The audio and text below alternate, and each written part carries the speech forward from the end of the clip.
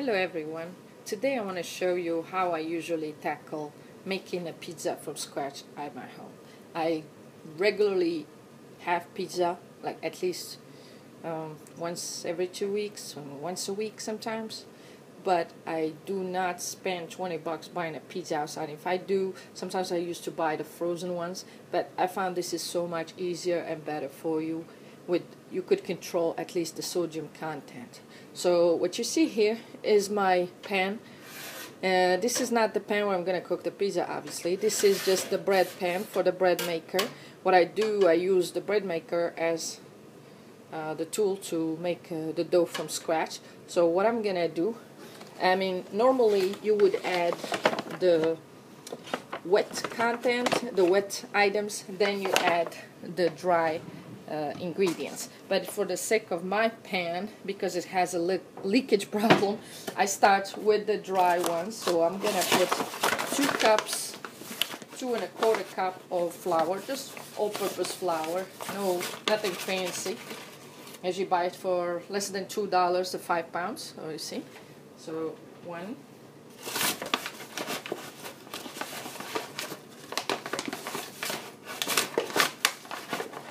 Don't want to pack it, you just fill it up. 2, and we're gonna add 1/4.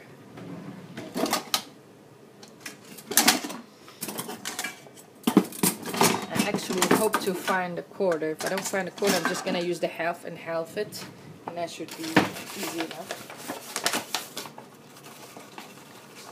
So I'm just using the half measuring cup and doing half of that, and that should be the 1/4. So 2 1/4 cups of flour, and now we need 3 1/4 cup of water.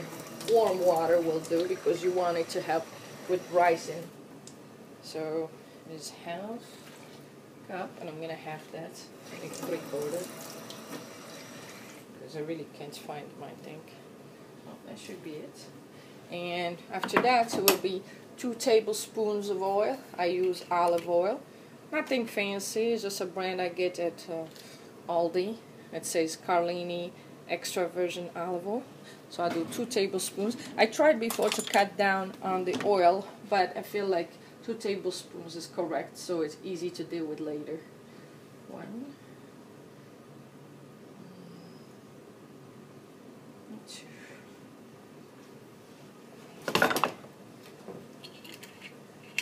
After that, I'm gonna grab the yeast and the salt.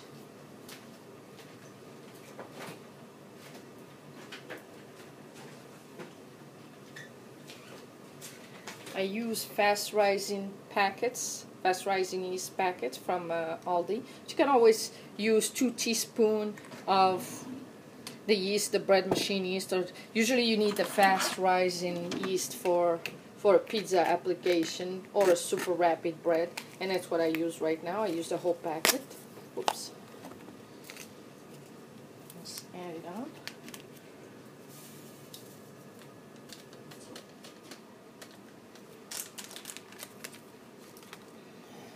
And the last ingredients would be half a teaspoon of salt. Oops, that seems like a lot. And half a teaspoon of sugar, which helps to help the yeast rise. It's just regular sugar. And that's it. And I take it into the bread machine and use the dough cycle, which will be about, I think, 1 hour 30 minutes. It will do its own rising, and then it'll beep when it's ready. I'll show you what I do next. After 1 hour and 50 seconds, my dough is ready. It has perfectly risen, if that's a word, I don't know. After 1 hour and 50 minutes, the dough is ready for the pizza. And I'm gonna go ahead and grease a cookie sheet. That's what I usually use. And this is my cookie sheet, the only thing I use usually for this pizza. I have a pizza pan with holes in it, but I find this a lot easier for me. I just will spray it, and you can brush oil on it if you prefer that, but I usually just lightly spray it with a the type of spray can. I buy this at Aldi. I don't think it's quite $2, but I don't remember. And once you spray it,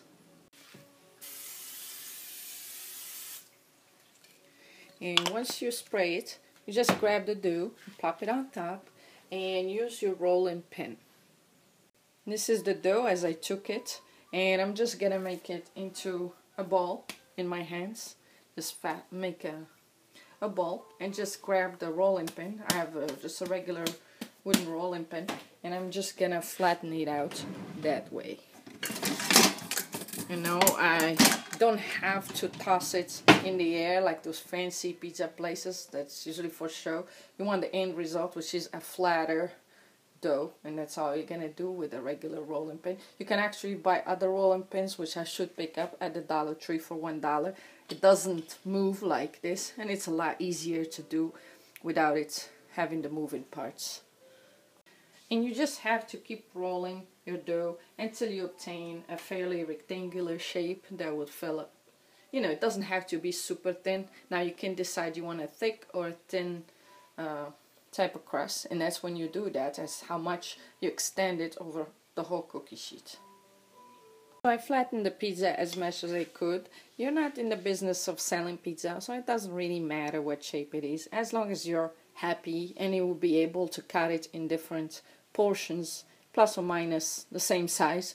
But you can even divide the dough into individual crusts, which will allow you to make different pizzas for each person. But if you have a lot of toppings and you could choose from, otherwise this is fairly easy. Just one big pizza, you could slice it with a pizza cutter. I'm gonna proceed to the next step. I'm gonna remove this one from your view, and I'm gonna mix the pizza sauce. It's very easy.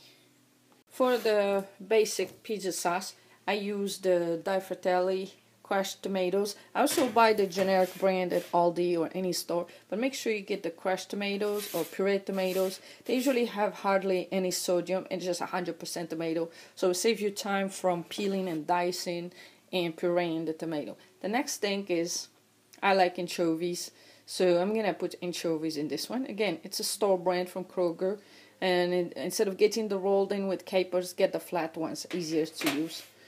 And the last thing is mushrooms. I want today, at least that's all we have. So we have mushroom pieces and stems. Again, a generic brand. Sometimes you find those cans for 50 cents or less, so it's pretty good. Between that, the anchovies, maybe $1. This is the priciest item now, and we're gonna need just half of it. I usually have a can. It can make me two pizzas, or you can use it later for pasta or lasagna or anything you want.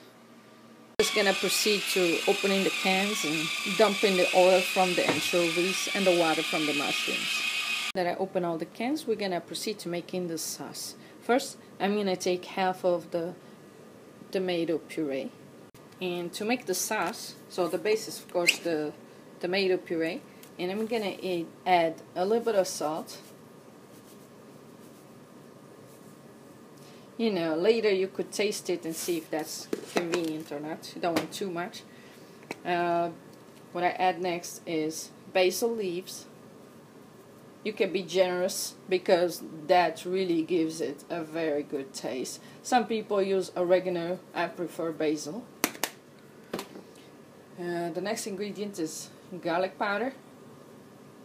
You can be generous with that. Or if you get garlic, I mean, I have garlic cloves, but I feel like the garlic powder gets into the sauce real deep. And you can actually prepare the sauce a little early and let it, you know, let everything get mixed in real well in the fridge. But today I don't have time to do that. I actually forgotten. And you can add, again, onion powder. And I add thyme. I don't care if it's an original recipe or not. This is what I do, and it's perfect.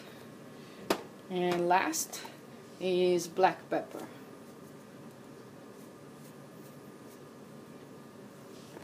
I also add a little bit of olive oil to the sauce. Just a little bit, not much, not quite a tablespoon. Okay. I'm sure this recipe is not for someone that's counting their calories, but it's good fats. You don't want to skip the good fats. They are needed for your nervous system, mainly your brain. And all you do now is to mix the sauce real well until everything is real mixed in. You could choose to give it a taste now and see if it tastes salty enough. If it's not, you just add a little bit more salt, but it depends if you're cooking for someone that's watching and that needs to be on a low salt diet. That's why I buy the puree, the crushed tomatoes, because hardly any salt added. While if you got the pizza sauce already prepared or a sauce that's made for pasta, it always have high amount of salt, and this is a better way to control what you put and not put in there. And I'm gonna go get the flattened dough, and I'm gonna spread this on and add the rest of the ingredients. So I'm just gonna add the sauce to the pizza crust.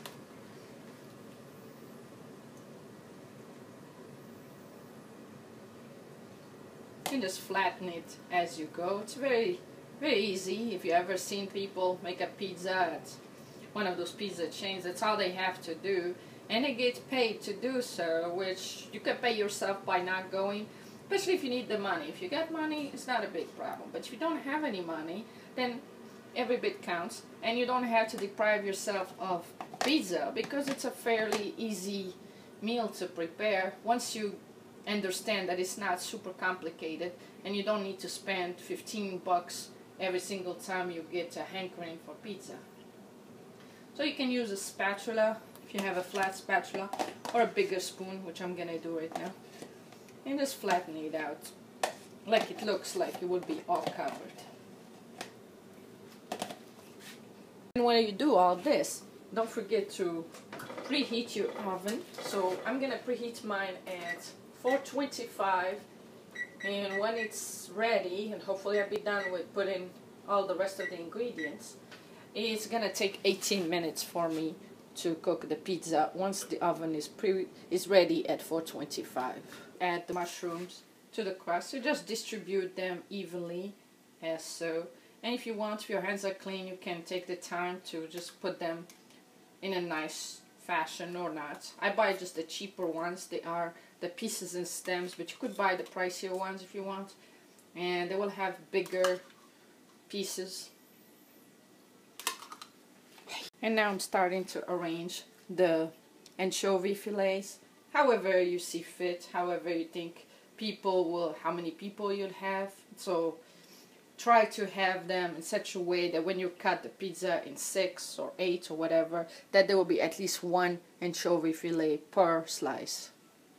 Final step for now is the mozzarella. I have just the cheeses. I have only a little bit left in each bag. So this one is sharp cheddar, and this one is some mozzarella. They're both, I purchased at Aldi. Actually, one is a Kroger, one is Aldi. And just sprinkle it, try to make it even again by not having a side of mozzarella and cheddar, but rather just mixing both, make it look uniform. Now the pizza is covered in cheese and ready to be thrown into the oven for the next 18-20 minutes at 425. There it is, the pizza after it's been cooked. And I just took it out of the oven, and I'm just gonna use the pizza cutter to cut it in 4 or 6 slices. And that's it. Thank you for watching. Have a good day.